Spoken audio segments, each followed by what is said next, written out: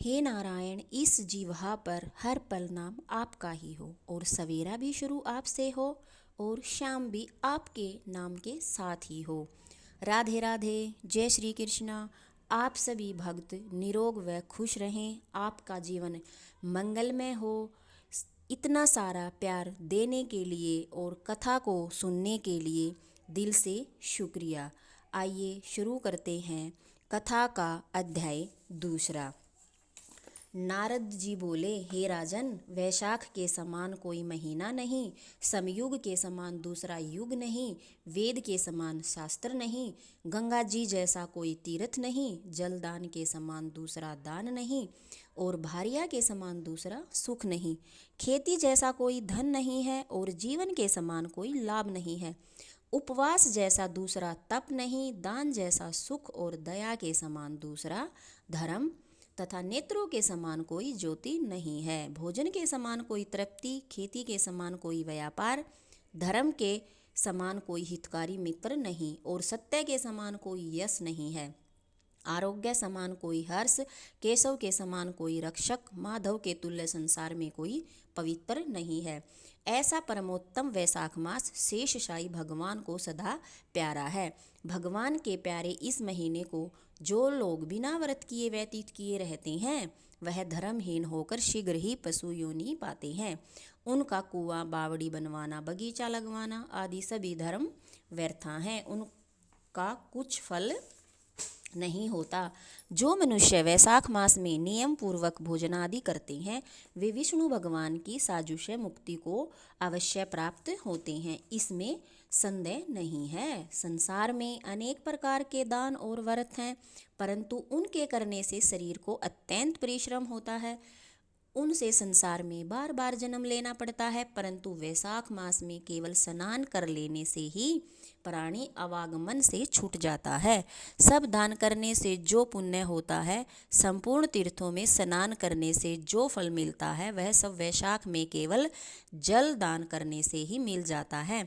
इसमें जिसमें जल दान करने की सामर्थ्य न हो, वे ऐश्वर्य की इच्छा करने वाले दूसरों से कहकर जलदान करावें। यह कर्म भी सब दानों से अधिक है। तराजू के पलड़े में सब प्रकार के दान और दूसरे पलड़े में जल दान रख कर तोले तो जलदान ही भारी निकलेगा। जो यात्रियों के लिए प्याऊ लगाकर जलदान करता है, वह अपने करोड़ों कुल का उद्धार कर विष्णु लोक को जाता है। हे राजन, प्याऊ लगाने से देवता, पितर और ऋषि सब निसंदेह अत्यंत प्रसन्न होते हैं। जो प्याऊ लगा थके हुए यात्रियों को संतुष्ट करता है, उससे ब्रह्मा, विष्णु और शिव सब देवता प्रसन्न होते हैं। जो जल की इच्छा हो तो जलदान करें, छाया की इच्छा हो तो छतरी दें, और हे राजन, जो विजन की इच्छा हो तो वैशाख में पंखा दान करें। जितने दान बताए हैं उनमें जलदान, छत्रदान और पंखा दान सबसे उत्तम है। इन्हीं का दान वैशाख में अवश्य करना चाहिए। जो वैशाख के महीने में कुटुंबी ब्राह्मण को जल से भरा घड़ा नहीं देता, वह चातक की योनि पाता है। जो प्यासे महात्मा को शीतल जल पिलाता है, उसे हे राजेंद्र 100 राजसूय यज्ञ करने का फल मिलता है। जो धूप, परिश्रम और पसीना से व्याकुल ब्राह्मण को पंखा से हवा करता है, वह सब पापों से रहित हो गरुड़ के समान हो जाता है। जो मनुष्य वैशाख में ब्राह्मण को पंखा नहीं देता, वह अनेक प्रकार के वात रोगों से पीड़ित हो नरक भोगता है। जो थके ब्राह्मण को वस्त्र से हवा करता है, वह सब पापों से छूट विष्णु भगवान की मुक्ति पाता है। जो शुद्ध मन से ताड़ का पंखा दान करते हैं, वे सब पापों से छूट विष्णु लोक को जाते हैं। तुरंत श्रम दूर करने के लिए पंखे का दान नहीं करने वाले अनेक प्रकार की यातनाएं भोग कर संसार में पापी होते हैं। हे राजेंद्र, अत्यधिक दुख की शांति निमित्त वैशाख मास में छतरी दान करना उचित है। जो मनुष्य विष्णु भगवान के प्यारे इस वैशाख मास में छतरी दान नहीं करते, उनको कहीं छाया नहीं मिलती और वे महाक्रूर पिशाच बन पृथ्वी पर घूमते हैं। वैशाख में जो खड़ाऊ दान करते हैं, वे यमदूतों का तिरस्कार कर विष्णु लोक को जाते हैं। जो वैशाख मास में जूता दान करते हैं, उन्हें नरक की यातना नहीं भोगनी पड़ती, न उसे संसार के दुख सताते हैं। ब्राह्मण के याचना करने पर खड़ाऊ दान करने वाला पृथ्वी पर करोड़ जन्म तक राजा होता है। जो मार्ग में श्रम को दूर करने के लिए स्थान बनवाता है, उनका फल वर्णन करने में ब्रह्मा भी असमर्थ हैं।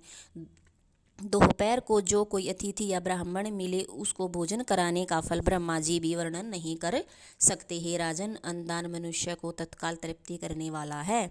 जो संसार में अन्नदान के समान कोई दान नहीं है। जो मनुष्य मार्ग से थके हुए ब्राह्मण को आसरा देता है, उसके पुण्य करने की ब्रह्मा में भी सामर्थ्य नहीं है।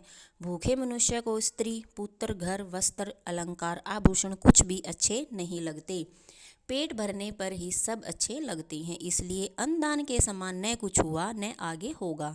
जो वैशाख में थके हुए ब्राह्मण को अन्नदान नहीं देता, वह पिशाच बनकर पृथ्वी पर अपना ही मांस खाता फिरता है। इसलिए ब्राह्मण को यथाशक्ति अन्न देना उचित है।